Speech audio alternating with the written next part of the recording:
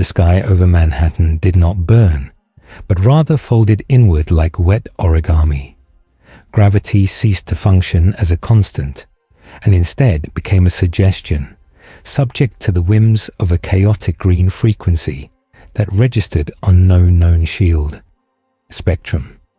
The initial breach occurred at 4 a.m. in a salvage yard in Queens, where the fabric of the 616 continuity simply snapped under the weight of an intrusion that obeyed no laws of conservation or thermodynamics. Iron Man arrived within 3 minutes of the first energy spike, only to find his sensors screaming data that made no sense. His suit recorded localized temporal distortions where seconds stretched into hours and steel girders turned into balloon animals that bled real blood when popped. This was not magic in the way Thor understood it, nor was it science in the way Reed Richards practiced it. It was an infection of absolute anarchic possibility. The entity at the center of the distortion was not a man anymore, but a living hurricane of violence dressed in a yellow zoot suit that moved faster than Quicksilver, not because of speed, but because it ignored the space between 2 points. When Thor threw Mjolnir, the hammer did not strike the target, but stopped in midair and fell to the ground as a heavy wooden mallet, with a comedic squeak that shattered windows for 10 blocks. The God of Thunder stood stunned, as his divine connection to the weapon was severed not by worthiness, but by ridicule. This was the moment the world learned that its rules were fragile. The Avengers were not fighting a villain with a plan, but a sentient force of nature that treated the fundamental constants of the universe as a punchline. In the Sanctum Sanctorum, Doctor Strange fell to his knees as the orb of Agamotto cracked down the center. He did not see a demon or a conqueror from the dark dimension. He saw a void of green manic energy that had leaked through the walls of the multiverse from a place where consequences did not exist. This energy was incompatible with a reality built on cause and effect. As the green light expanded, it began to rewrite the DNA of the city itself. Pavement grew teeth. Streetlights bowed in reverence.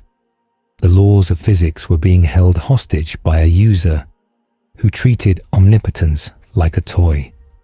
Casualties were not just physical, but psychological. Civilians caught in the blast radius did not die normally. They were stretched and flattened and twisted into impossible shapes that their biology could not survive. Yet they remained alive and screaming in a cartoonish purgatory. S.H.I.E.L.D. director Maria Hill watched the feed from the helicarrier and realized that every containment protocol they had for Omega-level threats was useless, because those protocols assumed the enemy wanted something. This enemy wanted nothing but the noise of the scream. The quarantine zone was established too late. By the time the force field went up, the infection of madness had already seeped into the groundwater of the Marvel Universe. The mask had not just arrived. It had declared war on the concept of seriousness itself. The very atoms of the air began to vibrate with a mocking laughter that could be heard in the vacuum of space. On the blue area of the moon, Uatu, the Watcher turned his gaze away from the Earth for the first time in millennia, not out of indifference, but out of fear. He saw a timeline branching off that led nowhere but to a painted backdrop of a dead universe. The cosmic entities that governed order felt the itch of something alien, scratching at the walls of existence. This was not an invasion of soldiers, but an invasion of genre. The mask brought with it a logic that corroded the intricate moral weight of the heroic age. Where there was once tragedy, there was now only slapstick. Where there was once valor, there was now only the punchline. And in the center of the crater in Queens, a low-level criminal named Herman Schultz, usually known as the Shocker, stood trembling as the green wood clamped onto his face. He did not scream as the wood fused with his skin. He smiled a smile that was too wide for a human skull, and in that smile, the heroes of Earth saw the reflection of their own obsolescence. The age of heroes had ended. The age of the gag had begun. Hermann Schultz was a man who lived his whole life being afraid. He was afraid of going back to jail. He was afraid of the Spider-Man. He was afraid of not getting his share of the money. He built suits that shook walls because he wanted to push the world away before it could hurt him. But when the green mask clamped onto his face, the fear did not go away. It just turned inside out. The wood of the mask felt warm and sticky like sap from a tree. It pulled at his skin. It dug into his pores. Hermann screamed, but the scream did not sound like a human voice. It sounded like a car horn mixed with a lion roaring. The vibrations from his gauntlets stopped being waves of force. They became waves of change. The concrete under his boots did not crack. It turned into purple pudding. The police cars surrounding the salvage yard did not get pushed back. They started to dance. The sirens changed from a wail to a upbeat jazz trumpet sound. Hermann Schultz was gone. There was only the Shocker, but he was not the Shocker anymore. He was something new. He was a green-headed god of noise. Spider-Man landed on a lamppost nearby. He had fought the Shocker 50 times. He knew how this went. Herman would blast a wall. Spider-Man would make a joke. Herman would get mad and make a mistake. Spider-Man would web him up. It was a routine. But today, the routine was broken. Spider-Man shot a line of web at the Shocker's hands. The web hit the gauntlets. Usually, the web would stick and harden like steel. This time, the web turned into pink bubblegum. It popped loudly and covered Spider-Man's mask in sticky goo. Spider-Man ripped the mask off his face to breathe. He stared at the figure in the center of the yard. The Shocker was wearing a bright yellow suit with black zigzag patterns that moved on their own. The suit was not cloth. It was pure light and motion. The Shocker looked at Spider-Man. His eyes were huge and white and popped out of his head on stalks. His jaw dropped all the way to the ground with a loud metallic clank. Spider-Man felt a cold shiver go down his spine. This was not funny. This was wrong. The spider sense in his head was not buzzing. It was screaming. It felt like his brain was on fire. The danger was not physical. The danger was that reality itself was melting. The Shocker raised one hand. He did not aim his vibration unit. He reached into his pocket and pulled out a gun. The gun was small, but as he pulled it, the barrel kept coming. It grew longer and longer until it was 10 feet long. He pulled the trigger. A flag popped out that said, "Bang." Spider-Man jumped away out of habit, but the flag did not stop. The word "bang" flew off the paper and became a solid object made of red iron. It hit Spider-Man in the chest. The hero flew backward through 3 brick walls. He landed in a dumpster in the next alley. His ribs were broken. He coughed and looked at his chest. There was a bruise in the shape of the letter B. He tried to stand up, but the ground felt soft. The alleyway was twisting. The bricks were turning into angry faces that laughed at him. Spider-Man realized that the Shocker was not just attacking him. The Shocker was attacking the city.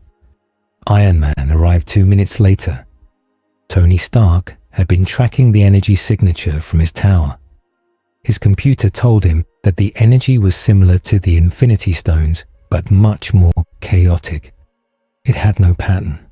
It was just wild power. Iron Man flew down and hovered above the salvage yard. He powered up his repulsor beams. He spoke through his external speakers. He told the Shocker to stand down. The Shocker looked up. He did not look scared of the gold and red armor. He looked delighted. He reached into his pocket again and pulled out a giant magnet. The magnet was the size of a truck. It was painted red with silver tips. It was a cartoon magnet. Iron Man sensors said the magnet was fake. It was made of wood and paint. It should not work.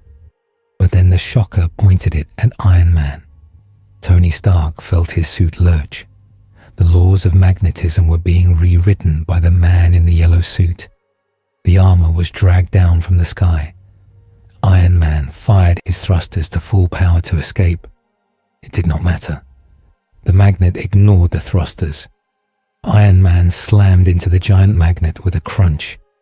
He was stuck. He could not move his arms. The shocker laughed. He walked over to the trapped hero. He knocked on the faceplate of the armor. The sound echoed like a bell. The shocker reached into his pocket and pulled out a can opener. A giant oversized can opener. Tony Stark screamed inside his helmet as the shocker began to peel the armor open like a can of soup. The metal did not tear. It curled up in perfect spirals. Captain America and Thor arrived just as the shocker was peeling the chest plate off of Iron Man. Thor did not hesitate. He saw a monster attacking his friend. He swung Mjolnir and threw it with all his might. The hammer flew at the speed of sound. It was a weapon that had killed giants. It hit the shocker in the face. The shocker's face did not break. Instead, his face caved in like a rubber ball and then snapped back out.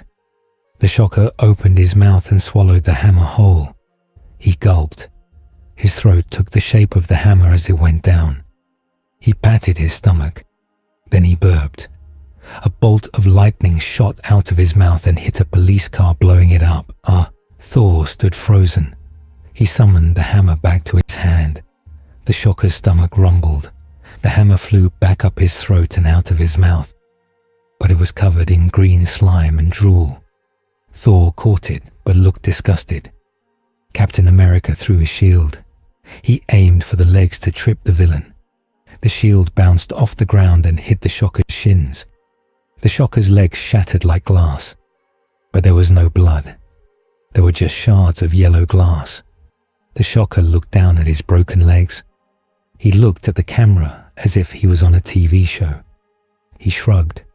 He reached down and grabbed his own waist. He pulled his upper body up. A new pair of legs grew out of his body instantly with a popping sound. These legs were like springs. He bounced into the air. He was now 50 feet tall. He looked down at the Avengers. Herman Schultz had never felt this big. People used to look down on him.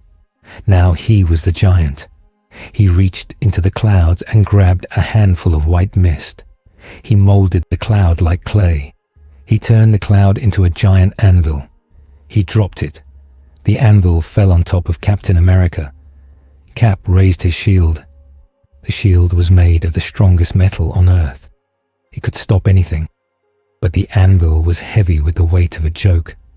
The shield did not break. But the ground under Cap gave way. He was driven into the earth like a nail. The shocker landed and started to dance again. The music came from nowhere and everywhere. It was a fast, chaotic swing beat. The buildings around them started to sway to the rhythm. Windows shattered in time with the drums. Reed Richards watched this from his lab in the Baxter building. He was the smartest man on Earth. He had solved problems that ate galaxies, but he could not solve this. His screens showed that the local reality was dissolving. The atoms in Queens were losing their bonds. They were becoming fluid. Carbon was turning into confetti. Oxygen was turning into laughing gas. Reed realized that this energy source was rewriting the script of the universe. It imposed a narrative logic over physical logic. If something was funny, it happened. If it was serious, it failed. This was a catastrophe. The mask did not care about gravity or friction. It only cared about the punchline. Reed stretched his arm out the window to grab a sample of the air. As soon as his hand entered the infected zone, his fingers started to feel funny. They turned into sausages, real cooked sausages. Reed pulled his hand back in horror. He saw his own flesh transformed into meat. He realized that biology was not safe. The infection was spreading fast. It moved block by block. Back in the fight, the Shocker was getting bored. He had beaten the Avengers. They were too serious. They were no fun. He wanted to play. He looked at the crowd of civilians who were running away. He did not want them to run. He wanted them to clap. He took a deep breath. His chest expanded until he looked like a balloon. He blew out a gust of wind. The wind was so strong it picked up the cars and the people. But it did not hurt them yet. It swirled them around in a tornado. The tornado was bright pink. The people inside were spinning, but they were not dizzy. They were forced to dance. Hermann Schultz decided he needed a better venue. The salvage yard was dirty. He wanted the bright lights. He looked toward Manhattan. He crouched down on his spring legs. He launched himself into the air. He flew over the East River. As he flew, he trailed green smoke that smelled like cheap cologne. He landed in Times Square. The impact cracked the street. The giant screens all flickered and changed. Every screen showed his face, the big green face with the big white teeth. He roared, and the roar blew out every window for 20 blocks. The heroes regrouped. Iron Man's suit was barely working. The chest plate was curled open, exposing the wiring.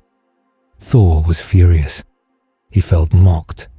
Captain America climbed out of the hole in the ground. He was unhurt, but he was shaken. They realized they could not fight this enemy with force. Force just made him stronger. The harder they hit him, the funnier he thought it was. And when he laughed, things broke. They needed a plan. Spider-Man limped over to them. He held his ribs. He told them that this was the Shocker. He told them that Schultz was a nobody, a small-time crook who just wanted money. Why was he doing this? Tony Stark said it was the mask. The mask was a parasite. It was feeding on Schultz's subconscious. It was taking his small desires and making them huge. Schultz wanted to be a big shot.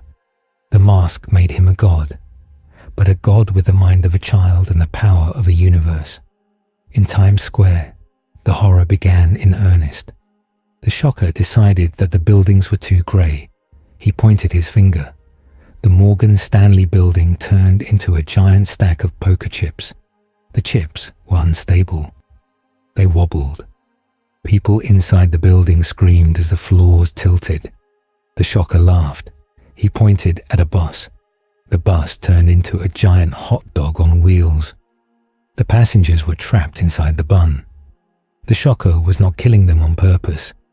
He was just playing. But his play was lethal. A man fell out of the poker chip building. He fell 40 stories. In a normal world, he would die. In this world, he bounced. He hit the pavement and bounced back up to the roof. He did not die, but his bones were turned to jelly. He lay on the roof, unable to move a living puddle of human misery. The Shocker thought this was hilarious. He clapped his hands.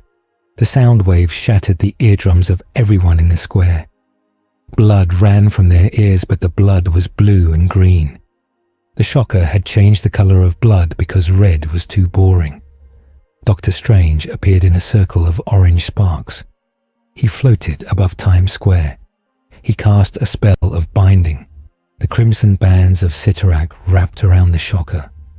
These bands were unbreakable magical energy. The Shocker looked at the red bands. He looked confused. Then he pulled a pair of scissors out of his pocket. He cut the magical bands, snipped them like ribbon. The magic fizzled out and turned into red confetti. Doctor Strange widened his eyes. This was impossible. The magic of Cyttorak was absolute. The Shocker looked at the Sorcerer Supreme. He reached into his pocket and pulled out a rabbit. He threw the rabbit at Strange. The rabbit grew in mid-air. It became a white beast with fangs. It tackled Strange and started biting his cloak. The cloak of levitation tried to fight back, hitting the rabbit. It was a slapstick fight between a garment and a bunny. Strange fell from the sky, crashing into a billboard. The shocker yawned. He was still bored. He wanted a challenge. Then something shifted. The laughter stopped. Hermann Schultz remembered something. He remembered the people who had mocked him, the people who called him a loser. He looked at the police barricades forming at the edge of the square. He saw the shield agents arriving. He saw the fear in their eyes, and he liked it. The mask pulse throbbed on his face. The green light grew darker. The Toon force was responding to his anger. The playful chaos turned malicious. He looked at a shield tank. He did not turn it into a toy. He glared at it. The tank began to compress. It folded in on itself. The metal screamed. The soldiers inside did not have time to get out. The tank was crushed into a small metal cube the size of a dice. Blood leaked from the corners of the cube. Real red blood. The shocker picked up the cube. He rolled it on the street. It came up snake eyes. He laughed, but this time the laugh was deep and guttural. It was not a cartoon laugh. It was the laugh of a tyrant. The heroes watching from the perimeter felt the shift. The air got cold. The colors of the world washed out, leaving only the bright yellow of the shocker's suit and the green of his face. He was draining the life out of the world to fuel his ego. He grew larger again. He was now as tall as the buildings. He looked down at the city of New York. He spoke, and his voice boomed from the sky. He said that the game was over. Now it was time for the show. He raised both hands. The sky above New York tore open. It did not tear like a cloud. It tore like paper. Behind the sky was not space. It was a swirling vortex of green patterns. Madness was leaking in. The shocker was not just bending reality. He was replacing it. He was writing over the Marvel universe with his own twisted dimension. In the crowd, a young girl dropped her doll. The doll stood up. It grew teeth. It bit the girl's leg. The girl screamed. Her mother tried to kick the doll away, but her foot turned into stone. The infection was automatic now. Anything the shocker's influence touched became corrupted. The Avengers charged again. They had no choice. They had to stop him before the sky fully opened. Thor called down all the lightning he could summon. A massive pillar of white fire struck the shocker. The shocker did not dodge. He pulled out an umbrella. A tiny cocktail umbrella. He held it over his head. The lightning hit the umbrella and slid off. It did not burn him. It just made his suit shiny. He looked down at Thor. He flicked his finger. A giant burst of air hit the god of thunder. Thor was launched out to the city. He flew across the ocean. He landed in France. The power gap was absolute. This was the end of the first hour. The city of New York was held hostage by a living cartoon. The laws of physics were suspended. Magic was useless. Science was a joke. And Hermann Schultz, the man who was afraid of everything, was now the most dangerous thing in existence. He sat on top of the Empire State Building, which he had twisted into a giant corkscrew. He dangled his legs. He waited for the next challenger. He knew they would come, and he knew he would laugh at them. But deep inside the mind of the shocker, the mask whispered. It wanted more. It did not just want New York. It wanted the stars. It wanted to turn the galaxies into balloons. It wanted to hear the universe pop. And for the first time in history, the universe held its breath, terrified of the sound. The timeline had not just branched. It had been broken. The breach was open. The infection was permanent. The mask was here. The quarantine zone around Manhattan was not a circle drawn on a map, but a bleeding wound in the flank of the world. By the fourth hour, the distortion field had expanded past the boroughs and was licking the edges of Jersey's sand to city. The nature of the threat had shifted from a superhuman brawl to a metaphysical cancer. Inside the helicarrier, hovering at 40,000 feet, director Maria Hill watched screens that showed the impossible becoming mundane.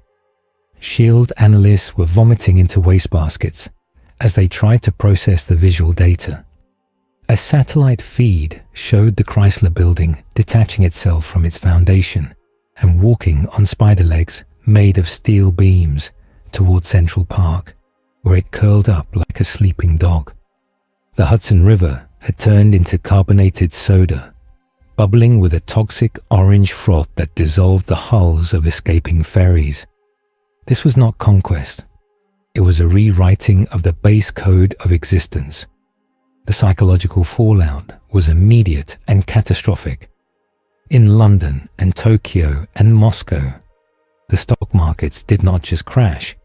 They vanished as the concept of numbers ceased to hold meaning in the face of absolute randomness. If a man in Queens could turn a tank into a dice, then the value of gold was zero. Panic was absolute. The human mind relied on the sun rising and gravity pulling down. When those certainties were removed, the primitive brain engaged a riot response. Looting began in cities thousands of miles from New York, not out of greed, but out of a desperate need to act before action became impossible. Reed Richards stood in a mobile containment unit in New Jersey. He was looking at a monitor displaying the energy signature of the mask. His face was grey. He had not blinked in 40 minutes. Beside him, Hank Pym was pacing, muttering variables that did not resolve. T'Challa stood silent. His arms crossed his vibranium habit suit, humming with a defensive resonance that he knew was useless. Reed explained the situation with a voice devoid of hope. He called it a narrative causality intrusion. The energy was not radiation. It was irony. The mask tapped into a dimension where the rules of drama superseded the rules of physics. It rewarded audacity and punished logic. The more they tried to solve it with science, the more the mask would distort their science into a joke. It was an immune system that treated rationality as a virus. Hank Pym suggested a shrink ray to reduce the shocker to the subatomic realm, where the mask's interface with reality might be severed. Reed shook his head. If they shrank him, the shocker would simply become a germ that infected the universe. The scale did not matter. The connection was absolute. T'Challa spoke then. He said that if science was the fuel for the mask's comedy, then they must starve it. They must stop fighting with logic. They needed something older. They needed silence. But silence was dying. Inside the zone, Herman Schultz was getting lonely. The shocker sat on a throne made of twisted yellow taxis, stacked 50 feet high in Times Square. He held a scepter that was actually a frozen traffic light. He looked at his kingdom. It was colorful, it was loud, but the actors were boring. The civilians were just screaming or hiding or turning into puddles of goo. He wanted co-stars. He wanted a villain ensemble. A light bulb literally appeared over his head and clicked on with a blinding flash. He remembered the raft, the supermax prison for superpowered criminals floating in the bay. He grinned. His teeth sparkled with a lens flare sound effect. He stood up and spun around like a drill burrowing into the asphalt. He did not travel through the earth. He traveled through the scene transition. The screen of reality wiped in a circle, and he appeared instantly in the cafeteria of the raft. The prison was on high alert. Guards were armed with energy lances. Dampening fields were at maximum. It meant nothing. The shocker walked in. He was wearing a warden's uniform now, but it was pink with polka dots. He blew a whistle. The sound shattered the reinforced glass of the cells. The prisoners looked out. Carnage, Electro, the Rhino, barons and madmen. They saw the green-faced clown, and they felt a primal fear that transcended their own insanity. The shocker did not unlock the cells. He reached into his pocket and pulled out a keyring. The keyring held 1,000 keys. He shook it. The keys flew off the ring like a swarm of metal bees. They sought out the locks. The doors swung open. But Schultz did not just want them free. He wanted them fun. As the villains stepped out, the green reality wave hit them. The rhino charged first, lowering his head to gore the intruder. The shocker stepped aside like a matador holding a red cape that materialized from nowhere. The rhino charged through the cape, but he did not come out the other side. He turned into a literal rhinoceros wearing a tutu. The beast looked at its hooves in confusion and let out a sad trumpet sound. The shocker laughed. He pointed at Electro. The master of electricity fired a bolt of lightning. The shocker caught the lightning in a glass jar. He screwed the lid on. He shook the jar. The lightning turned into a glowing yellow smoothie. He drank it. He belched sparks. Electro screamed as his own body began to shift. He was not a man of energy anymore. He was a living light bulb. His head was glass. The filament inside burned with his consciousness. The shocker was recasting them. He was turning the terrifying rogues gallery into a prop department. Carnage tried to lash out with symbiote tendrils. The shocker grabbed a tendril and started knitting. Within seconds, Carnage was a red sweater. The shocker put the sweater on. It screamed. This was the horror of the mask. It did not respect the dignity of evil. It reduced monsters to merchandise. The chaos at the raft triggered the next escalation. The escape of Omega-level threats was bad, but their transmutation was worse. The instability caused by so many altered super beings created a gravity well of madness. The ocean around the raft began to boil. Fish jumped out of the water and started walking on land wearing top hats. The biosphere was collapsing. High above the earth, the Silver Surfer sensed the wound. Norrin Rad floated on the cosmic winds near Jupiter. He felt the ripple of the Toon Force like a discordant note in a perfect symphony. It was painful. It was wrong.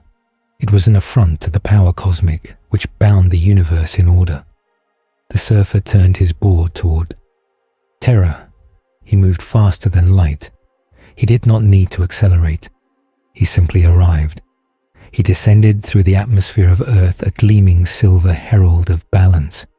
He saw New York. It looked like a cancer sore glowing neon green. He saw the shocker dancing on the deck of the raft, conducting an orchestra of screaming, deformed villains. The surfer did not posture. He did not threaten. He simply acted. He raised his hand and channeled the energy of a dying star. He intended to atomize the mask, to separate the wood from the man at a molecular level. The beam of cosmic energy struck the shocker. It was enough power to crack a planet. The shocker stopped dancing. He looked at the beam, hitting his chest.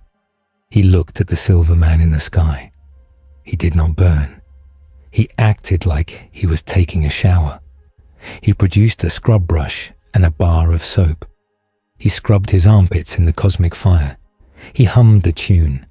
The Silver Surfer felt a sensation he had not felt since he was a mortal man. Confusion. The power cosmic was absolute.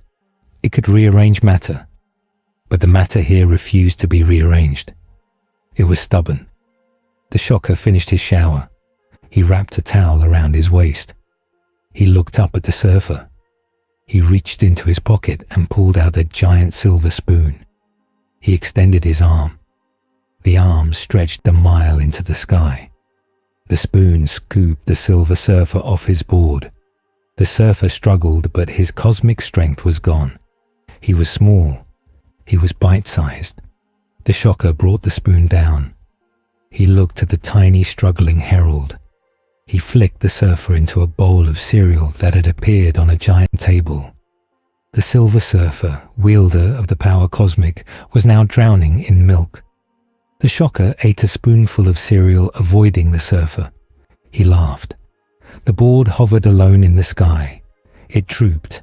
It melted. It turned into a puddle of mercury and rained down on the ocean. This defeat broke the world's spirit. The Silver Surfer was a god figure. He was impartial and invincible. If he could be turned into a breakfast garnish, there was no hope. The governments of the world stopped debating. The United Nations Security Council met in a sealed bunker in Geneva. They authorized the nuclear option. They knew New York was lost. They knew millions would die. But the infection was spreading to the Atlantic. If they did not cauterize the wound, the Earth would become a cartoon hellscape. 12 ICBMs were launched, 4 from Russia, 4 from the United States, 4 from France. They targeted Manhattan. The launch was broadcast globally.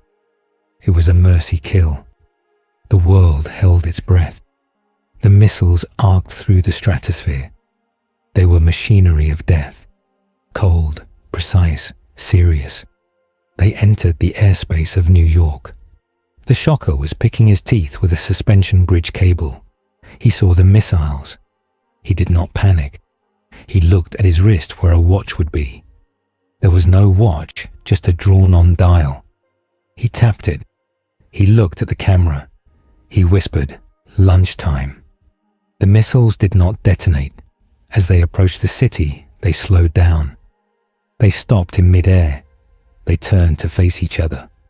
The warheads opened like mouths. They began to sing, a barbershop quartet of nuclear missiles. They sang "Hello, My Baby." The harmony was perfect. The world watched in horror as the ultimate weapon of mankind became a musical number. The shocker conducted them from the ground. Then with a final high note, the missiles turned into giant bouquets of flowers. They fell to the city, but they were not normal flowers. They were heavy. They were made of lead. The lead flowers crushed buildings. They crushed the evacuation centers. The impact was equivalent to a kinetic bombardment. Thousands died instantly crushed by the weight of the joke. The dust cloud that rose was shaped like a skull, but the skull was winking. The nuclear option had failed. The radiation sensors did not pick up fallout. They picked up a signal that induced hysteria in anyone who heard it. The broadcast of the event acted as a carrier wave. People watching on TV in Iowa or Senegal started to laugh uncontrollably until their lungs collapsed. The visual of the mask was hazardous. The governments ordered a total media blackout.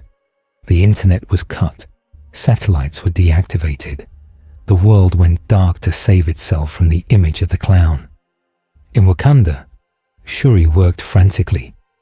The technological isolation of her nation gave them a momentary buffer.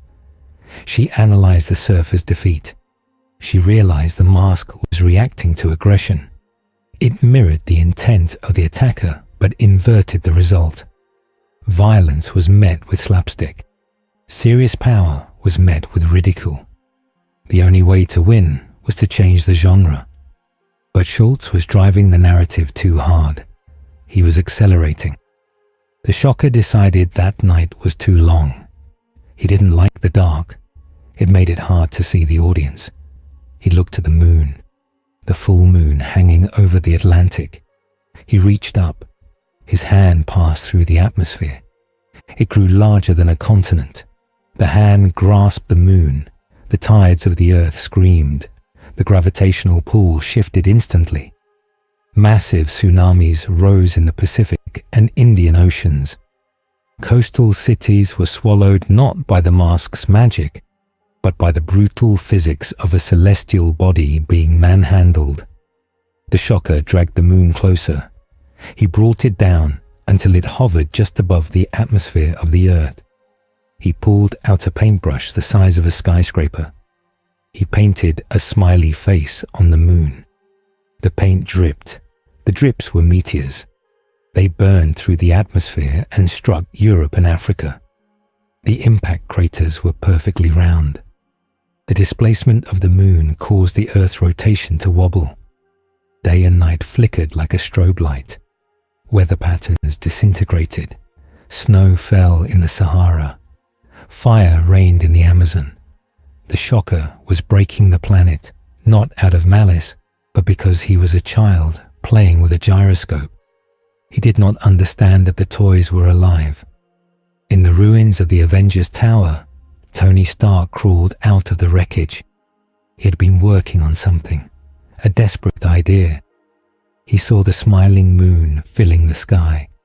He saw the ocean rushing into the streets of New York. The water was purple now. He coughed. His lungs felt heavy. He looked at his hands. They were starting to turn into Mickey Mouse gloves. 4 fingers, white fabric. The infection was in him. He knew he had minutes before his genius was rewritten into idiocy. He activated his comms. He broadcast on the only frequency that still worked, the old analog emergency band. He called for Dr. Doom. It was the last gamble of a dying hero. Only a mind as rigid and arrogant as Doom's could possibly resist the narrative collapse. If the heroes couldn't save the world, maybe the greatest villain could. Doom answered from Latveria. His voice was not fearful. It was cold with contempt. He had been watching. He had raised a magical barrier around his country, a blend of sorcery and technology that defined reality by his will alone. Latveria was the only place on Earth where physics still obeyed the laws of thermodynamics, because Doom commanded them to. Stark pleaded for help. He admitted failure. Doom listened. He did not mock. The situation was too dire for ego. Doom agreed to intervene not for Stark, but because the shocker was an insult to the concept of power. Doom stepped onto his time platform. He did not intend to fight the shocker in the present. That was a fool's errand. He intended to travel back to the moment Hermann Schultz found the mask. He would kill the man before he could open the box. It was a violation of the time laws, but the laws were already dead. Doom activated the machine. The chronal energy flared, but the shocker was omnipresent now. He felt the ripple in the timeline. He looked away from his moon painting. He saw the timeline like a film strip fluttering in the wind. He saw Doom trying to edit the movie. The shocker did not like editors. He reached through the fourth wall. He reached into the panel where Doom was standing in Latveria. He pinched the time platform. He lifted it up. Doom stood defiant, his magical shields flaring. The shocker brought the platform to his face. He looked at Doom like a boy looking at a toy soldier. Doom cast a spell of unmaking. A green bolt of eldritch fire struck the shocker's eye. The shocker blinked. A tear formed in his eye. The tear fell. It was a giant water balloon. It hit the time platform. The water short-circuited the machine. The chrono displacement field collapsed. Doom was not sent back in time. He was sent sideways into a television channel. The shocker tuned the air. A giant holographic screen appeared over the world. It showed Victor Von Doom trapped in a sitcom. He was wearing an apron. He was baking a cake. A laugh track played. The ruler of Latveria shouted threats of eternal vengeance, but the audience just laughed harder. The shocker turned the volume up. The sound of Doom's humiliation echoed across the broken planet. The catastrophe was total. The moon was a graffiti tag. The tides had wiped out the coastlines. The nuclear arsenal was a garden. The heroes were infected or exiled. The greatest minds were helpless. And Hermann Schultz was getting tired of the Earth. It was too small. It broke too easily. He looked up at the stars. They were twinkling. He didn't like the twinkling. It was messy. He wanted them organized. He wanted to connect the dots. He reached into his pocket and pulled out a giant black marker. He began to draw lines between the stars. He was drawing a constellation of his own face. As he drew, the stars moved. Solar systems were dragged out of their orbits to match his drawing. Civilizations burned as their suns were relocated. The cosmic balance was not just collapsing, it was being vandalized. In the void beyond the stars, the abstract entities woke up. Eternity, infinity, the living tribunal. They felt the itch. A single flea was biting the back of God, and they prepared to scratch. But they did not understand that to scratch the itch was to acknowledge it, and to acknowledge the mask was to give it power. The earth shuddering under the weight of a moon that smiled while it drowned the world. The psychological disintegration of the human species accelerated as the physical laws of the universe surrendered to the whims of the shocker. It was no longer just about survival in a ruined city or a flooded continent. The infection had breached the barrier of the mind. In the bunkers deep beneath the Swiss Alps, where the remnants of the global intelligence community huddled, the screens did not show troop movements or radiation levels. They showed the collective unconscious of humanity bleeding into the visible spectrum. Thoughts were becoming visible. When a general felt fear, his shadow would detach itself and begin to tremble, visibly shaking the room. When a scientist felt despair, they would literally melt into a puddle of grey water. The shocker had erased the line between internal subjectivity and external reality. The private self was gone. Hermann Schultz was broadcasting his own chaotic ID on a frequency that overwrote the individuality of 7 billion people. In the astral plane, the psychic landscape was burning. Charles Xavier sat in Cerebro in the sub-basement of the Xavier Institute in Westchester, which was currently floating upside down in a bubble of pink gravity. He was the most powerful telepath on Earth. He believed that the shocker was still a man, and that somewhere inside, the green god was the mind of a petty criminal that could be shut down. Xavier donned the helmet. He reached out.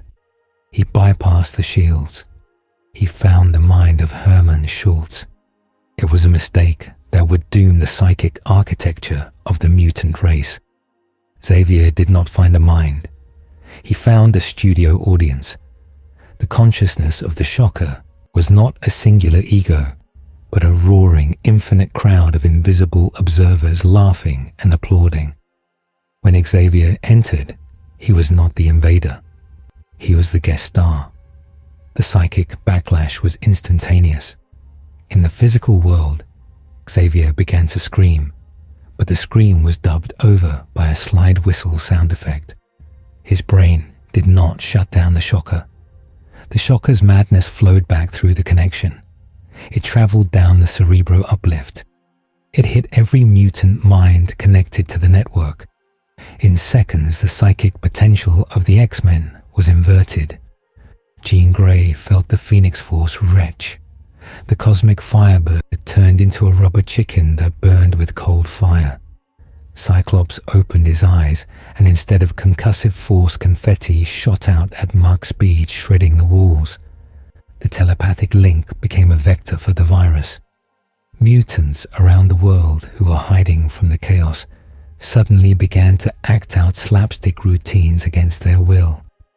Their powers flared in sync with a rhythm only they could hear. The evolution of the species had been hijacked. Homo superior was now Homo ridiculous.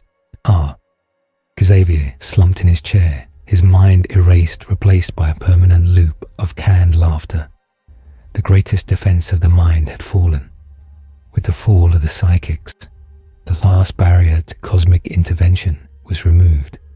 The noise of the earth was now so loud it was cracking the firmament of the abstract dimensions. The chaos could not be contained to a single planet. It was bleeding into the crossroads of infinity. In the superflow, where ideas become universes, the conceptual entities known as Lord Chaos and Master Order materialized. They were bodiless heads of immense proportion floating in the starless void. They existed to maintain the balance between entropy and structure. They looked down at the earth, which now resembled a pulsing green heart pumping insanity into the veins of the cosmos. Master Order spoke. He declared that the anomaly was a violation of the primary contract of existence. Cause must lead to effect. Action must have consequence. The mask violated this. It created effect without cause. It severed consequence from action. It was a cancer of acausality. Lord Chaos, who usually thrived on disorder, found this specific chaos repulsive. It was not the beautiful random decay of a dying star. It was the annoying chaos of a prankster. It lacked dignity. For the first time in eons, order and chaos agreed. The anomaly must be excised. They descended. They did not enter the atmosphere. They reached down with hands made of metaphysical law. They intended to grab the concept of the shocker and delete it from the library of existence. They were not fighting a man. They were editing the story. But Hermann Schultz felt the pressure.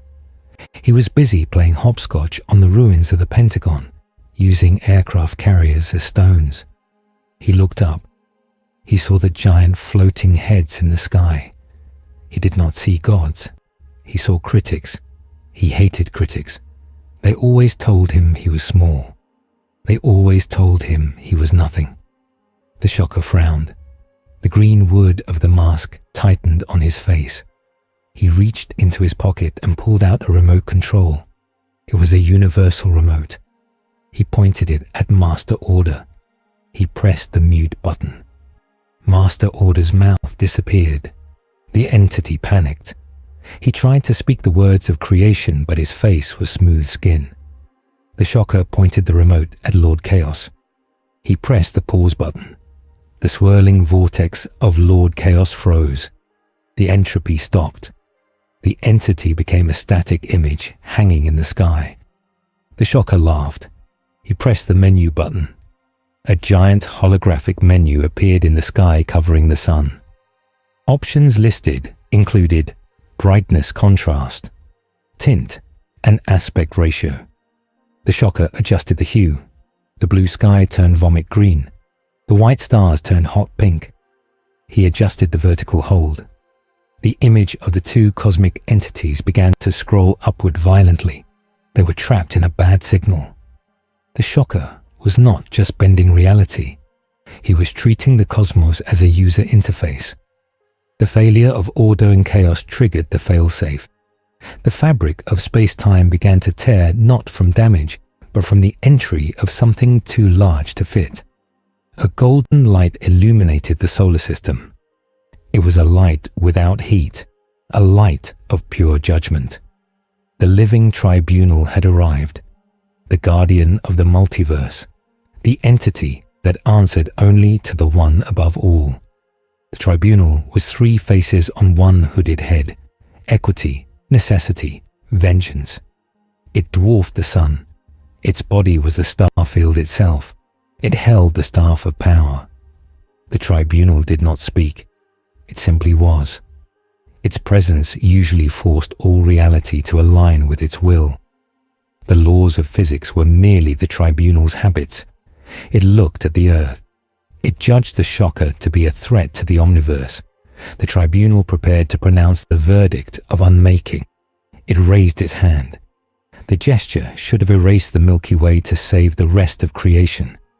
It was a surgical amputation. But the shocker was ready. He had been waiting for the big boss. He knew how video games worked.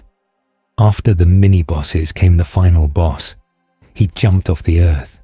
He did not fly. He jumped. He landed on the nose of the face of equity. The tribunal was sizeless, but the shocker made himself relative. He stood on the golden nose like a fly. The tribunal's eyes shifted to look at him. The gaze carried the weight of infinite eons. It should have crushed Schultz's mind. But Schultz didn't have a mind. He had a script. And the script said, the little guy wins. The shocker pulled a feather out of his pocket. A simple white feather. He began to tickle the nose of the living tribunal. The cosmic entity tried to maintain its composure. It was the embodiment of impartial justice. It did not feel sensation, but the mask forced sensation upon it. The feather bypassed the cosmic defenses because it wasn't an attack. It was a joke. And even God cannot ignore a sneeze. The face of equity twitched. The face of necessity frowned. The face of vengeance looked confused. The tickling intensified. The shocker moved with blurring speed. The tribunal's composure cracked. A sound escaped the golden lips. It was a sneeze, but it was a cosmic sneeze. Achoo! The force of the sneeze shattered the neighboring dimension. Stars were blown out like candles. Galaxies were scattered like dust. The shocker was blown backward, but he deployed a parachute. He drifted down safely. The tribunal was humiliated. The dignity of the supreme judge was broken. And in the logic of the mask, once you lose your dignity, you lose your power. The shocker landed on the tribunal's shoulder. He whispered into the giant golden ear. He told a joke. It was a joke so dirty, so nonsensical, and so viral that it acted as a cognitohazard to the abstract entity. The tribunal listened. The logic of the joke infected the logic of the tribunal's existence. The three faces began to argue. Equity thought the punchline was unfair. Vengeance thought it wasn't cruel enough. Necessity thought it was derivative. The argument grew heated. The three faces began to headbutt each other. The living tribunal, the guardian of all things, devolved into a three-way fistfight with itself. The golden hood tore. The staff of power drifted away. On Earth, the consequences of the tribunal's fall were immediate. The concept of judgment vanished from the universe. Without judgment, there was no right or wrong. There was only is. Morality dissolved as a physical force. Heroes who were fighting to save lives suddenly stopped. They forgot why they were fighting. Why save the innocent if there is no judgment? Why stop the villain if there is no crime? Captain America stood in the ruins of Brooklyn. He looked at his shield. He didn't recognize it. He didn't remember patriotism. He just saw a metal frisbee. He sat down and started to spin it on his finger. The ideological core of the Marvel universe crumbled. The narrative glue that held the stories together, the struggle of good against evil, evaporated. It was replaced by the struggle of the punchline against the setup. In the realm of death, the entity Mistress Death watched in silence. She was the lover of Thanos. She was the end of all things. She saw the tribunal fall. She saw the corruption spreading. She decided to close the gates. If life was becoming a farce, she would not allow it to enter her realm. She sealed the borders of the afterlife. No one could die. This was the cruelest escalation.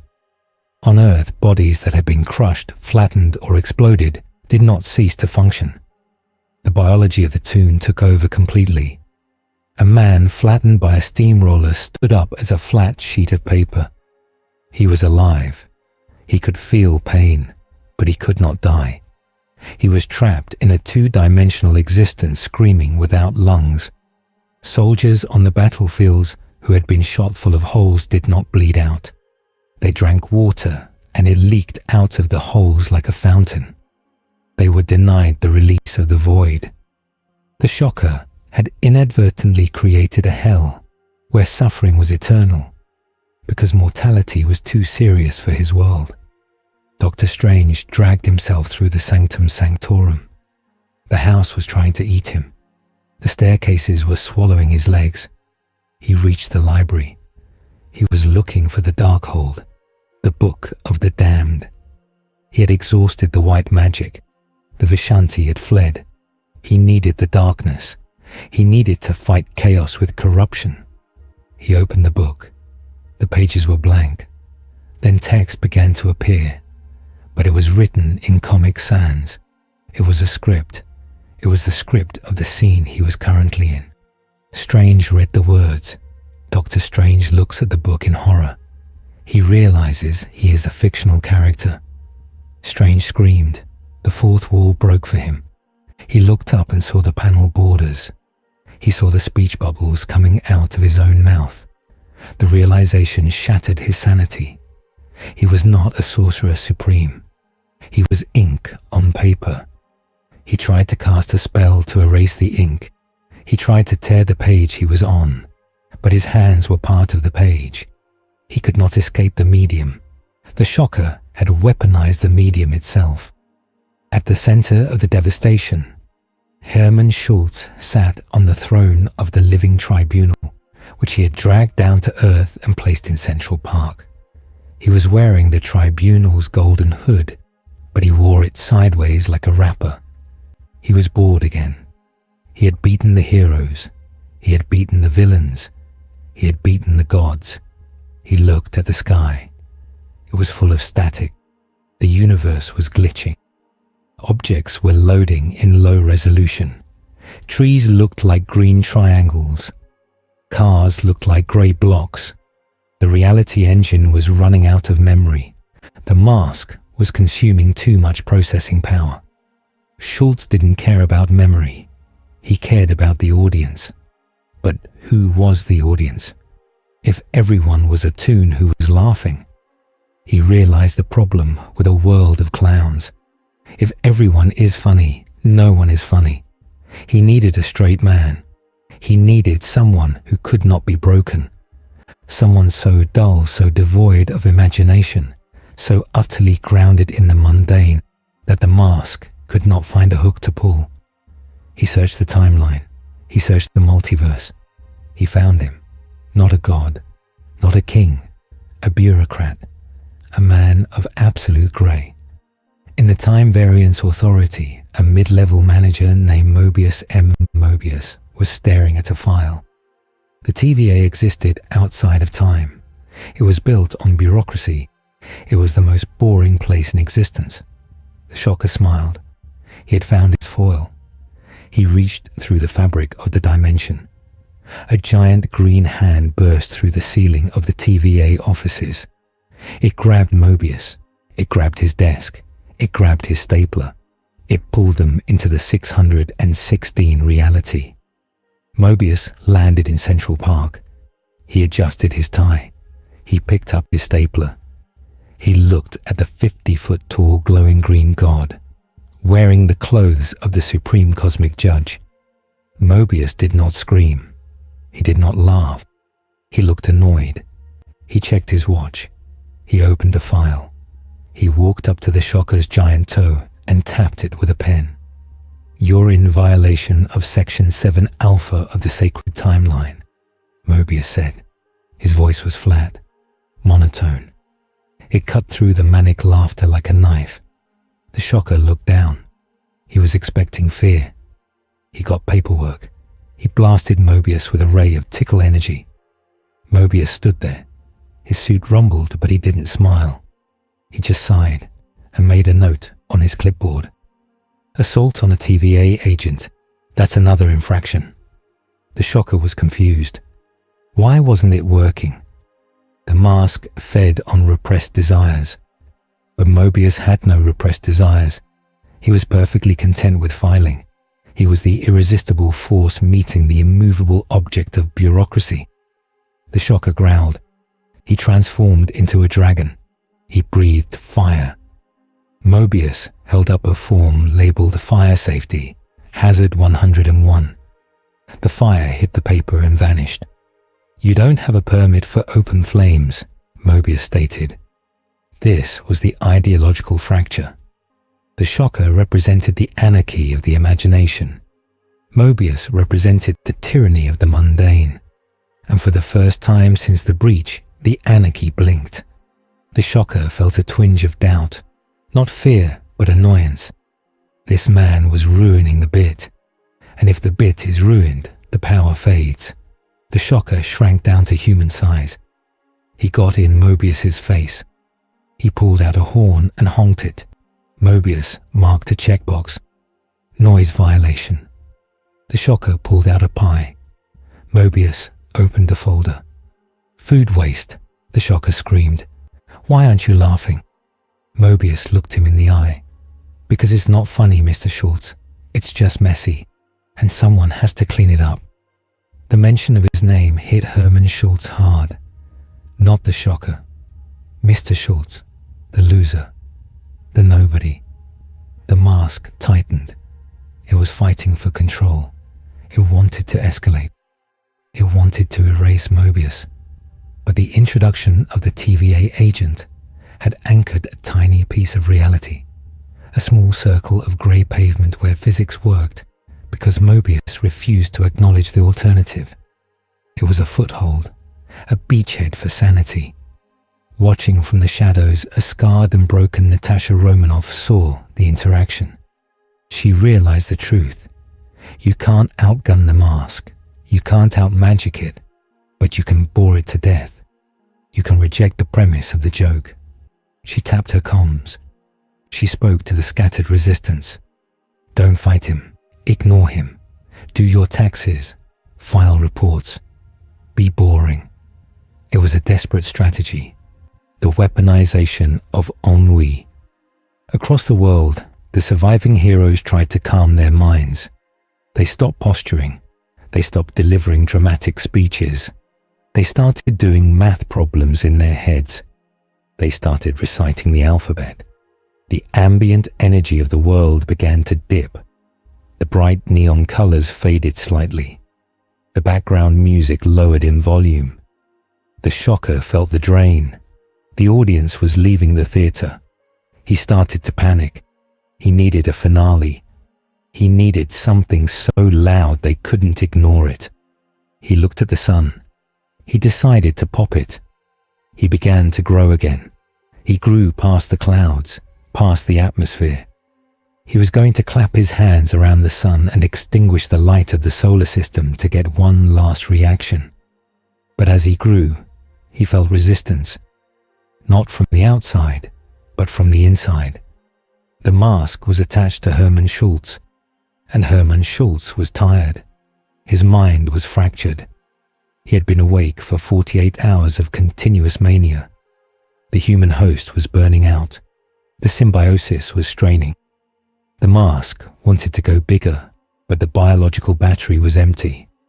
The Shocker stopped growing near the orbit of Mars. He floated there panting, his breath fogging the vacuum of space. He looked at the tiny blue marble of Earth. He saw the grey spot where Mobius stood. He hated it. He hated the silence. He raised his hand to smash the planet, to end the show. Suddenly, a tear in the fabric of the multiverse opened. But it wasn't the TVA. It wasn't the Avengers. It was a green door, a literal green door floating in space. It swung open with a creaking sound that echoed in the Shocker's mind.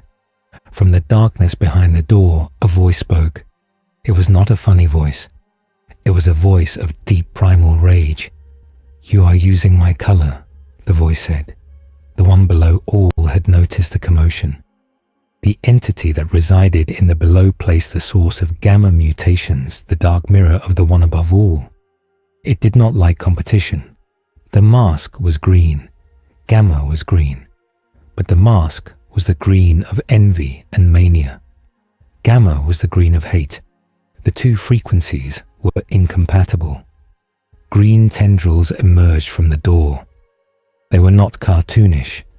They were visceral, wet, horrifying. They wrapped around the Shocker's leg.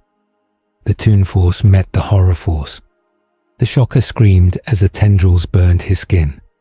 The mask tried to turn the tendrils into snakes. It failed. The one below all was older than the concept of comedy. It was the hate that existed before the first laugh. The Shocker tried to pull away. He kicked. He flailed. He pulled out a chainsaw. He cut the tendrils, but they grew back instantly. The door widened. A face began to emerge. A face that looked like the Hulk but dead and rotting. The cosmic horror was entering the stage to reclaim its territory. The Shocker was now caught between the apathy of Mobius and the malice of the one below all. The comedy was turning into a tragedy. The Shocker caught in the grip of the green door, suspended in the void, screaming for a commercial break that would never come. The laugh track slowed down until it sounded like a funeral dirge. The universe was not saved yet. It was simply being fought over by two different kinds of monsters. And on the ground, Mobius checked his watch and noted that overtime pay would be required. The standoff in the void between the Earth and the Moon was not merely a battle between two entities, but a collision of two incompatible genres of reality. On one side was the Shocker suspended in the vacuum by the metaphysical wires of the mask, struggling to maintain the comedic premise of his existence.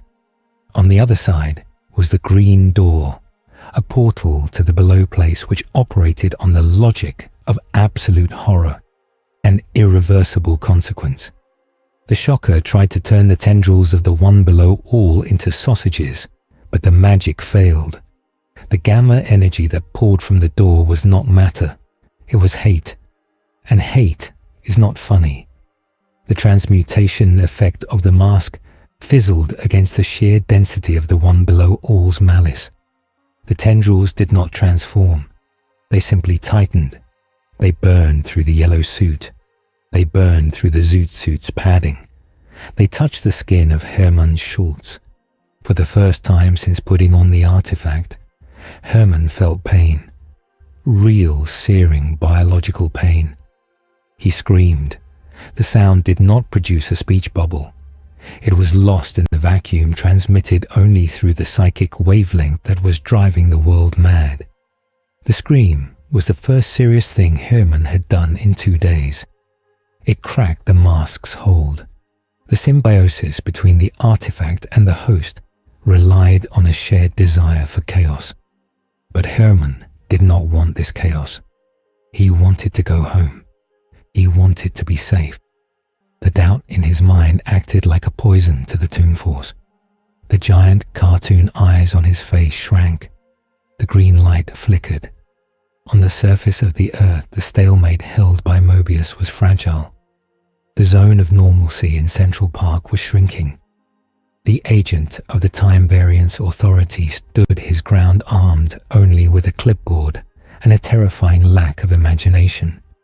He was generating a field of bureaucracy that acted as a dampener to the reality warping. Inside this circle, survivors huddled. Heroes who had lost their powers or their minds found clarity near Mobius. Captain America remembered who he was. He looked at the sky. He saw the struggle. He saw the green fire of the below place clashing with the green light of the mask. He realized that if the one below all consumed the Shocker, it would not end the threat. It would absorb the mask. The supreme entity of hate would gain the power of absolute reality manipulation.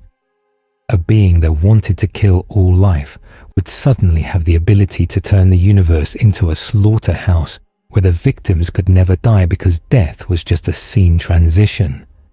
Rogers understood this strategic implication immediately. They could not let the one below all take the mask. They could not let the Shocker keep it. They had to separate the man from the artifact and secure the artifact in a vacuum of neutrality. The Avengers looked to Iron Man, but Tony Stark was still fighting off the infection of the Toon logic. His armor was constantly trying to reshape itself into a jukebox. He was useless. They looked to Thor, but the Thunder God was in France trying to pull his head out of a tuba.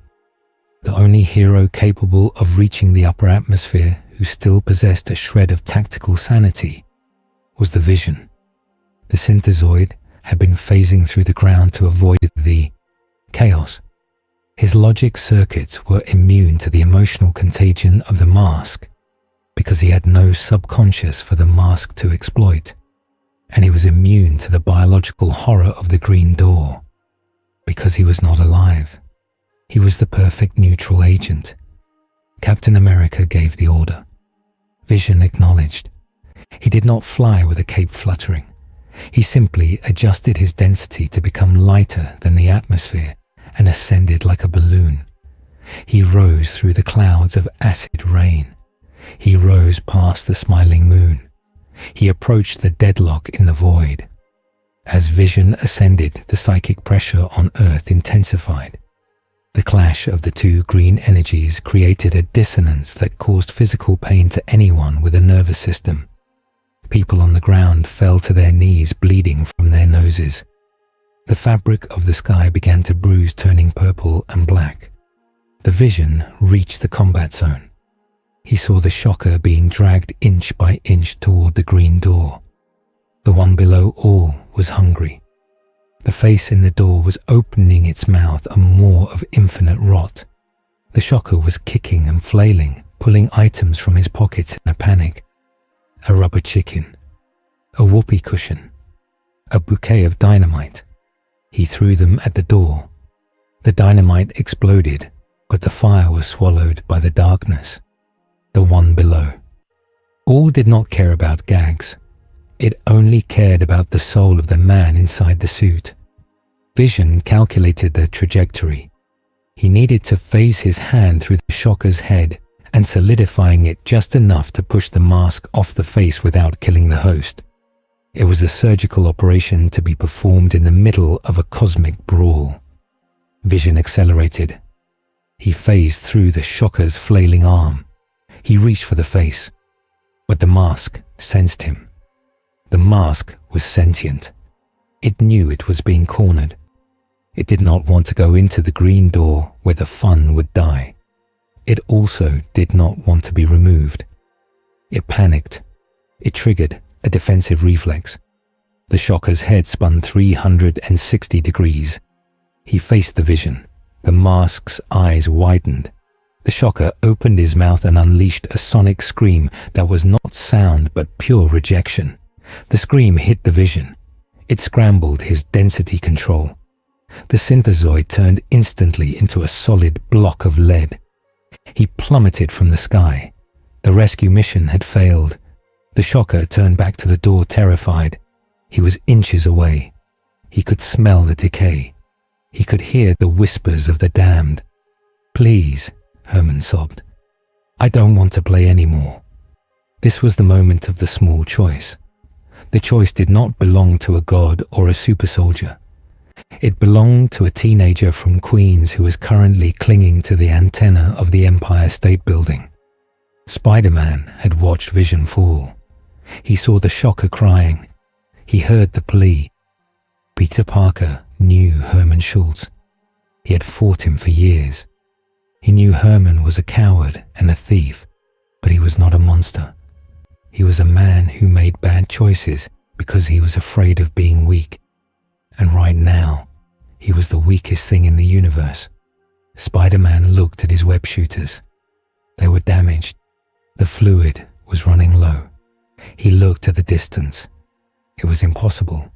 He could not reach him, but the logic of the world was still broken. The laws of physics were loose. Spider-Man realized that if the mask operated on narrative logic, then heroic desperation was a force multiplier. If he wanted it enough, the universe might let him do it not because of physics, but because it was the climax of the scene. Peter closed his eyes. He focused on the idea of saving Herman, not stopping the villain, saving the man. He fired a web line. The web did not just shoot out. It surged. It ignored the limitations of the canister. It stretched for miles. It defied gravity and wind shear. It was a lifeline powered by the sheer refusal to let someone die alone. The web line slapped onto the shocker's ankle, just as his boot crossed the threshold of the green door. Spider-Man pulled. He braced his feet against the antenna. He screamed with effort. The tension on the line was infinite. On one end was the one below, all the strength of hell itself. On the other end was Spider-Man, the strength of responsibility. Herman Schultz was the wishbone. The shocker stopped moving. He hung in the balance. The green door pulled. The web pulled. Herman screamed as his spine was stretched. "Let go," he yelled at the door. "Let go," he yelled at the web. He didn't know who he was talking to. Then Herman Schultz made his choice. He realized that both sides wanted him for something. The mask wanted a puppet. The door wanted a victim. Spider-Man was the only one who just wanted him to live. Herman looked down at the thin white line connecting him to the earth. He looked at the green wood on his face. He realized the mask was holding onto him, not the other way around. He had to reject it, not just ask it to leave, but hate it. He had to hate the power. He summoned every ounce of his self-loathing, every memory of failure, every moment of fear, and he directed it at the mask. "You're not funny," Herman shouted. "You're just loud." The insult hit the mask like a physical blow. The artifact thrived on attention and adoration. It could not sustain a bond with a host that found it boring. The green wood cracked. The suction on Herman's face broke. The mask popped off. It spun away into the void. Herman Schultz gasped, sucking in the thin air of the upper atmosphere. He was just a man in a yellow suit, falling from space. Spider-Man yanked the web line, pulling Herman down towards the safety of the city. The green door roared in frustration. Its prize had escaped. The tendrils lashed out, trying to catch the falling man, but missed. The door remained open, hungry and empty. And then the massive outcome occurred. The mask did not fall to earth. It was caught in the gravitational pull of the green door. It drifted toward the portal, the one below. All paused. It sensed the artifact. It sensed the infinite potential for chaos stored within the wood. The entity of hate did not fear the chaos. It coveted it. The green door widened. It did not pull the mask in. It moved forward to swallow it. The mask tried to resist. It turned into a buzzsaw. It turned into a bomb. It turned into a prickly cactus. But the one below all was not a physical thing that could be hurt. It was a concept. And the concept of hate swallowed the concept of whimsy. The mask vanished into the green darkness. The door slammed shut. For 10 seconds there was silence. The sky cleared. The smiling moon faded back to a normal cratered rock. The gravity returned to normal. The survivors on Earth looked up, hoping it was over. Mobius lowered his clipboard. He frowned. "That's not right," he muttered. "The file isn't closed." The green door reappeared, but it was not a door anymore. It was a mouth. A giant smiling green mouth that spanned the horizon. It opened, and the sound that came out was not a roar, and it was not a laugh. It was both. It was the sound that tore the sanity out of anyone who heard it. The one below all had worn the mask. The symbiotic bond was absolute. The entity was no longer bound by the rules of the below place. It was no longer restricted to shadows and gamma mutates. It had gained the Toon Force's ability to rewrite reality, but it filtered that power through the lens of absolute malice. The sky turned a color that did not exist, a pulsating neon black. Rain began to fall, but the raindrops were jagged shards of green glass that laughed as they fell.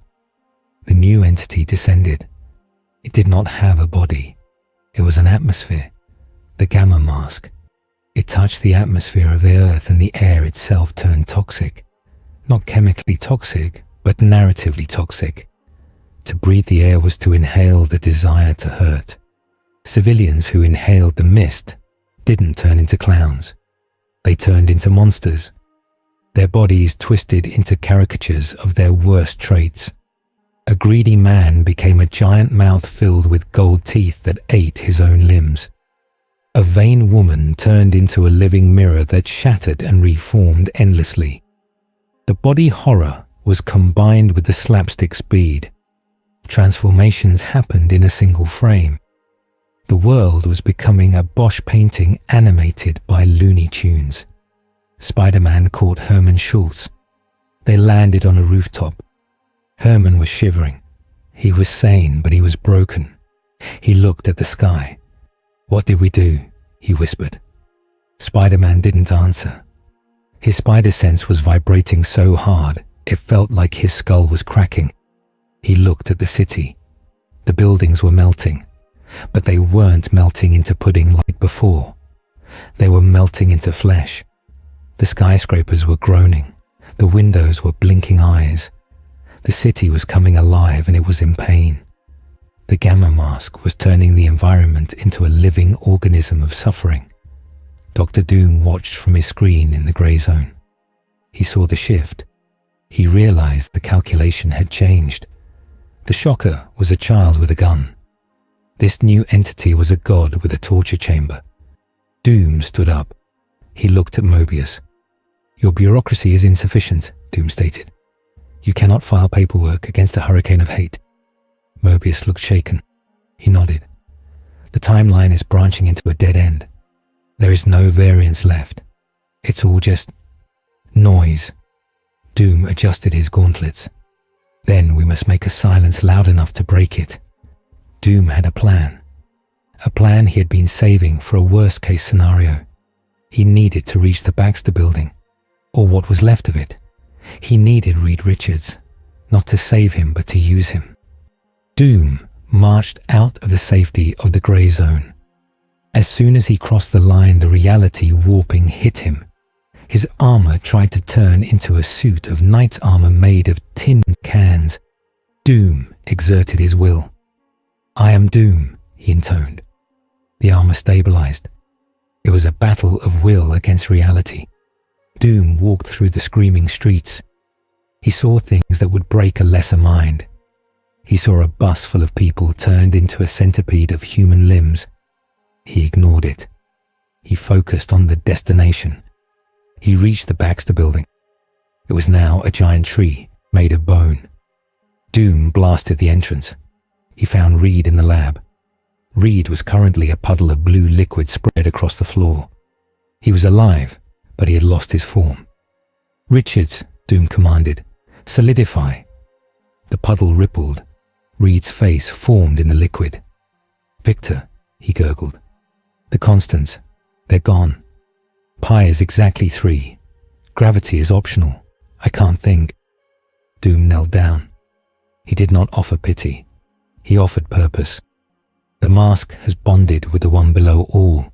It is rewriting existence into a torture gag. We need to reset the stage. We need the ultimate nullifier. Reed's eyes widened in the liquid. No, the nullifier destroys the target and the wielder. It would destroy the Earth to stop the entity. Doom shook his head. Not if we modify the frequency. We do not want to nullify the matter. We want to nullify the narrative. Doom explained his theory. The mask operated on story logic. The one below all operated on hate. If they could use the nullifier to erase the concept of plot from the local sector of the universe, the entity would have no framework to operate. It would simply be energy without intent. It would be a hard reset, a return to the void. It was suicide for the story, but it might save the characters. Reed hesitated. It was a desperate theory, but looking at the bone tree walls, he knew there was no science left to try. "The device is in the vault," Reed said. "But the vault is now a giant mouth that demands a riddle." Doom stood up. "I do not answer riddles. I break them." He walked to the vault. The door was indeed a face, a stone face with jagged teeth. "Answer me this," the door sneered. "What is brown and sticky?" Doom raised his hand. He fired a blast of pure magical energy that disintegrated the door. "A stick," Doom said coldly. He walked in. He took the ultimate nullifier. It was small, simple, a weapon that could scare Galactus. Now it was the only thing that could scare the genre itself. Outside, the Gamma Mask had noticed the resistance. The Sky Mouth focused on Doom. It sensed the threat. It didn't send minions. It sent the plot twists. Suddenly, Doom's armor fell off. Just fell off. The screws vanished. He was standing in his tunic. The entity was editing him. Doom didn't flinch. He picked up the nullifier. He started to calibrate it. The entity tried again. It summoned a piano. A grand piano fell from the sky directly onto Doom. Crash. The dust cleared. Doom was standing there holding the piano up with one hand while he adjusted the dial with the other. "Your comedy is derivative," Doom grunted. He threw the piano aside. Spider-Man arrived with Hermann Schultz. They saw Doom. They saw the device. "What are you doing?" Spider-Man asked. "Ending the joke," Doom replied. "You need to leave. Go to the gray zone. When I activate this, there will be no story for a few minutes. You might cease to exist, or you might just forget everything." Spider-Man looked at Hermann. Hermann looked at the nullifier. "Do it," Hermann said. "Please just make it stop." The one below all roared. The ground turned into lava. Not real lava, but the floor is lava game made lethal. Doom began to sink. He held the nullifier high. He needed time to charge it. He needed a distraction. "Parker!" Doom yelled. "Entertain him." Spider-Man understood. He had to draw the entity's focus. He had to be the star for 10 seconds. Spider-Man leapt into the air. He did not fight. He started to roast the monster. He made fun of its teeth. He made fun of its unoriginality. "Oh wow, green slime and teeth. Did you get that look from the clearance aisle at Hot Topic?" The entity roared in fury. It focused all its rage on the spider. It grew a giant fly swatter the size of a city block. It swung at Spider-Man. Spider-Man dodged. He flipped. He taunted. He was the distraction. He was the annoying gnat. And in that moment of focused rage, the one below. All forgot about the man in the tunic. Doom finished the calibration. He pointed the ultimate nullifier at the sky mouth. He didn't press a button. He simply wished for the story to end. The device hummed. It was a sound that was the opposite of noise. It was the sound of a book closing. A beam of anti-narrative energy shot into the sky. It hit the gamma mask. The effect was instantaneous. The green color drained from the world. The music stopped. The melting buildings froze in their twisted shapes. The laughter died in the throats of the monsters. The one below all screamed as the mask was ripped from its concept. The connection was severed not by force, but by the sudden removal of the logic that allowed them to connect. The mask became just a wooden object again. The one below all became just a force of hate again. They could not exist together in a void of meaning. The explosion of the separation was silent. A wave of white light washed over the earth. It erased the jokes. It erased the horror. It erased the scene. The screen went white. There was only a pause. A cursor blinking on a blank page waiting for the universe to reboot. The small choice of a web slinger to save a villain had led to the weaponization of nothingness. And now, the Marvel Universe hung in the balance between a bad joke and a blank page. The narrator took a breath. The history was suspended. The white silence that followed the activation of the ultimate nullifier was not peace. It was the absence of data.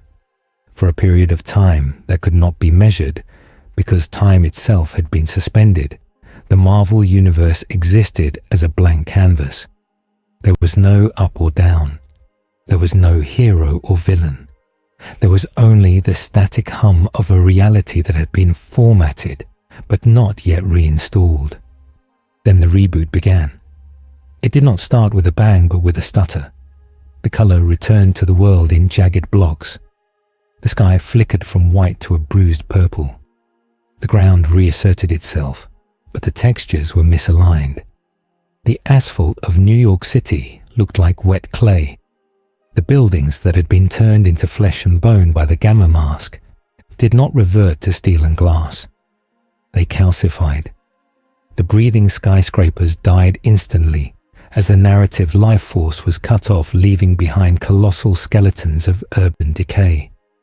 The Empire State Building was no longer a corkscrew or a mouth. It was a twisting spire of grey fossilized bone reaching into a dead sky. The silence broke with the sound of a billion glitches correcting themselves. People who had been flattened into two-dimensional shapes popped back into 3 dimensions with the sickening crunch of biology fighting geometry. They were alive, but they were wrong. Their limbs were too long or their eyes were too wide. The toon force had been purged, but the physical displacement remained. The survivors looked at their hands and saw the scars of a comedy that had rewritten their genetic code. The world was gritty again. It was heavy. Gravity pulled with a vengeance as if to punish them for floating. Dr. Doom stood amidst the ruins of the Baxter building. The ultimate nullifier smoked in his hand. Its power was spent. The device crumbled into dust. Doom did not mourn the weapon. He looked at the scene before him. The one below all had been severed from the mask, but it had not been banished. The green door still hung in the sky, a ragged tear in the fabric of the dimension. It was no longer a smiling mouth. It was a wound, and it was leaking. Green smoke poured from the tear, drifting down to the streets. The smoke did not transform things anymore. It just rotted them. The entity of hate was still hungry, and it was furious. It had tasted the absolute power of the mask, and it wanted it back. In the center of the street, lying in a puddle of grey slush, lay the artifact. The mask. It looked innocuous now. Just a piece of old wood with a metal strip on the nose. It was not glowing. It looked dead. But Doom knew better. The mask was not dead. It was waiting. It was the most dangerous object in the multiverse, because it was the only thing that it could bridge the gap between the chaotic potential of the void and the rigid laws of reality. Doom stepped forward. He intended to seize the mask, to study it, to cage it in a field of absolute silence in Latveria. "Don't touch it," a voice croaked. Hermann Schultz sat on a piece of rubble nearby. He was shivering. His yellow suit was tattered. He looked small. It's not asleep. It's holding its breath. Spider-Man landed next to Hermann. The hero's suit was torn. His mask was half ripped, revealing a face bruised and covered in grime. Peter Parker looked at the wooden object. He felt a nausea that went deeper than his stomach. His spider sense was a low, dull throb, like a migraine that wouldn't go away. "Doom," Spider-Man said. "We can't use it. We can't study it. We have to get rid of it. Throw it in the sun. Throw it in a black hole." Doom ignored him. "The sun is a nuclear furnace," Doom lectured while walking closer. "Energy cannot be destroyed. If we burn the mask, the madness will become a gas. It will infect the solar wind. We must contain it." As Doom reached for the mask, the ground erupted. A massive green hand made of rotting gamma flesh burst from the pavement. It was not the one below all itself, but an avatar. The Hulk, but not the Hulk they knew. This was a hollowed-out husk of the Jade Giant, a puppet animated by the green door's malice. The creature roared a sound of pure hate. It swatted Doom aside like a tin soldier. Doom's shields flared and shattered. He crashed through a fossilized wall. The Hulk thing lunged for the mask. It didn't want to wear it. It wanted to swallow it, to internalize the chaos again. Spider-Man reacted on instinct. He shot a web line at the mask. He yanked it away just as the monster's fist slammed into the ground, shattering the pavement. The mask flew through the air. "Herman!" Spider-Man yelled. "Catch!" It was a terrible calculation. Spider-Man couldn't touch it. The monster would eat it. Herman was the only one who had rejected it. Hermann Schultz looked at the spinning green wood coming toward him. He could have let it fall. He could have run. But he saw the monster. He saw the green door pulsating in the sky. He caught the mask. The moment his skin touched the wood, he felt the pulse. "Put me on," the mask whispered in his mind. "Just one more time. We can fix it. We can make the monster funny. We can put him in a tutu." Herman's hand trembled. The temptation was absolute. The world was broken and ugly. The mask offered color. It offered an escape from the horror. The Hulk thing charged. It was 50 tons of dead muscle moving with the speed of a nightmare. Herman looked at the mask.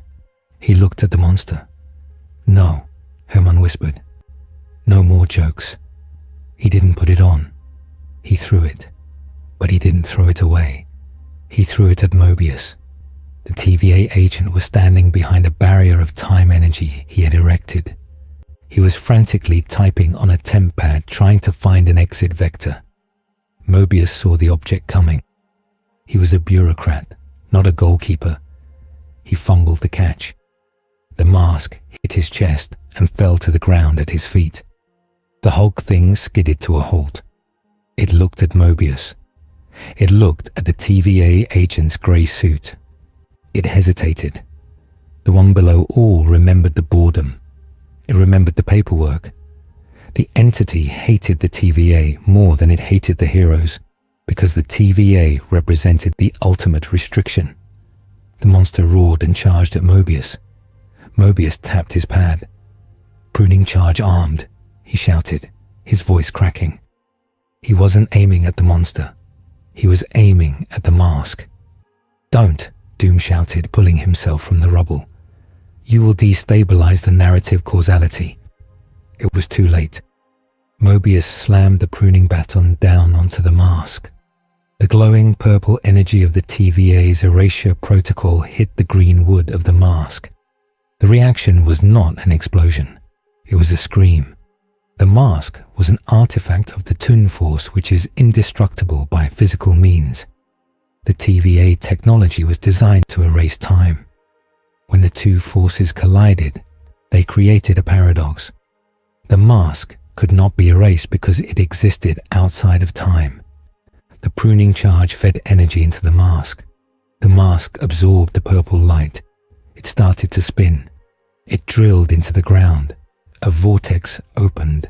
Not a green door, not a white void. A swirl of chaotic colors. A drain. The vortex began to suck everything in. The loose rubble, the air, the light. The Hulk thing tried to resist, digging its fingers into the asphalt, but the suction was metaphysical. It was pulling the thread out of the story. The monster was dragged inch by inch toward the spinning mask. The one below all screamed from the sky as its avatar was consumed. The Hulk thing was stretched into a long green noodle and sucked into the mask's vortex. The immediate threat was gone, but the vortex didn't stop. It grew larger. It pulled at Spider-Man. It pulled at Doom. It was a singularity of plot holes. It was trying to resolve the conflict by removing the characters. "It's a retcon bomb." Doom realized, his cape flapping violently toward the suction. "It is trying to erase the event by erasing the witnesses. If they fell in, they wouldn't die. They would never have existed. The last few days would be wiped, but so would they. The world would reset, but it would be a hollow world with no memory of its heroes. A blank slate." Mobius was holding onto a lamppost, his legs dangling in the air. "I can't stop it," he yelled. "It's looping." Herman Schultz stood anchored. He was holding onto a piece of the fossilized Empire State Building. He looked at the vortex. He looked at the mask spinning at the center. He understood. The mask needed a wearer. Without a host, it was a wild engine of chaos. With a host, it was directed.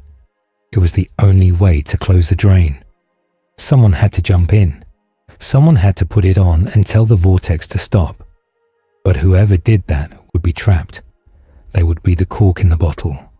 They would be sucked into the space between realities, the void where the mask came from. They would be alone with the noise forever. Spider-Man let go of his anchor. He was going to do it.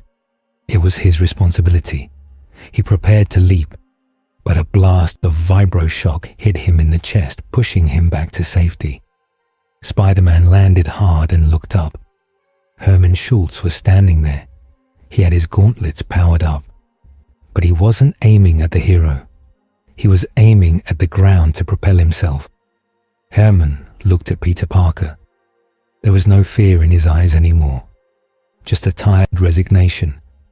"I started this," Herman said. "I opened the box. I have to close it." "Herman, no," Peter yelled, reaching out. "You don't have to be the hero." Herman smiled a sad, broken smile. "I'm not a hero, kid. I'm the shocker. I'm the guy who gets beat up. That's my role. And this," he looked to the vortex, "this is the biggest beating of all." Herman triggered his gauntlets. The blast launched him into the air. He flew into the center of the vortex. He reached out and grabbed the spinning mask. He didn't hesitate.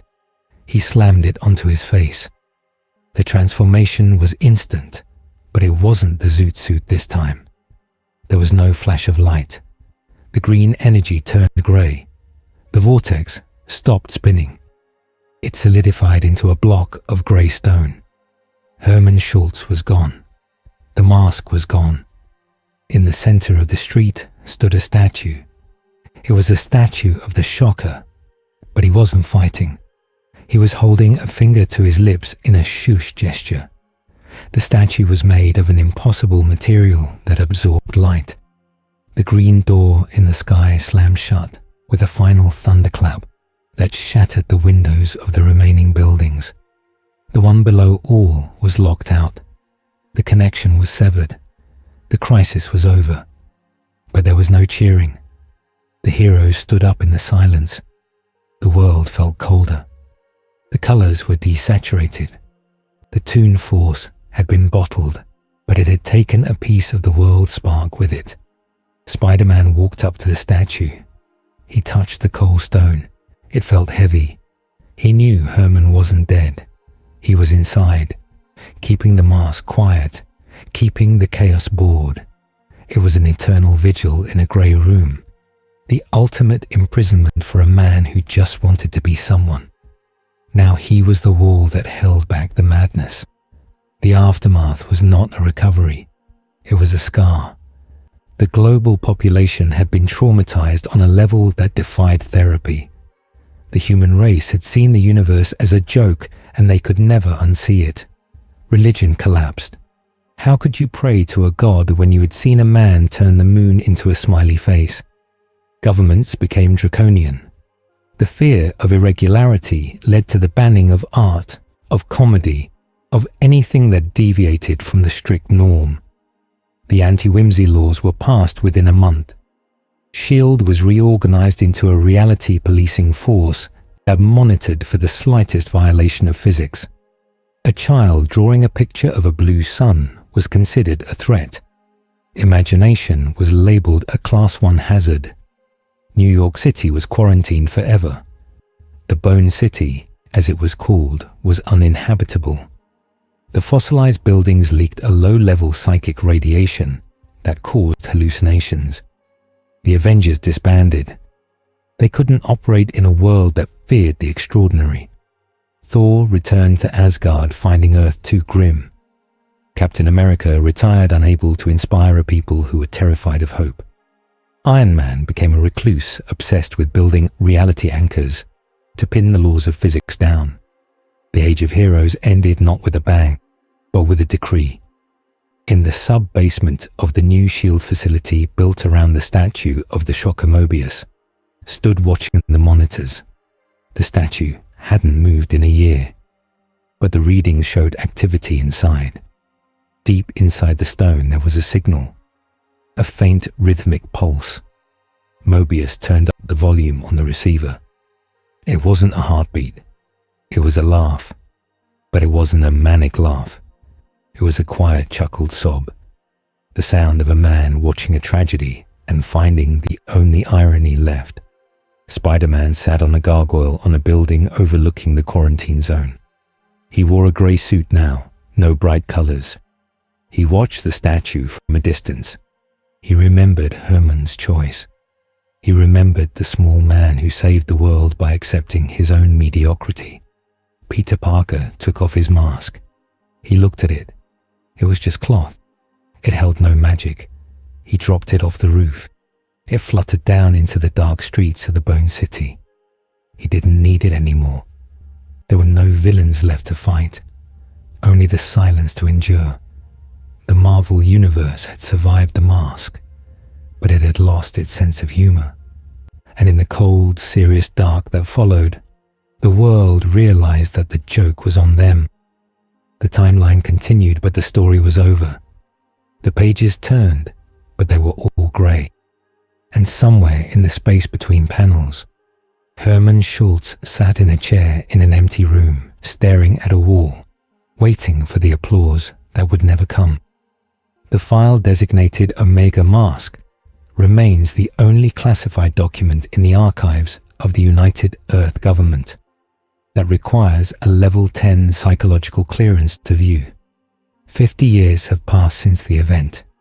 The reconstruction of the physical world is complete, but the cultural scar tissue has hardened into a permanent callus.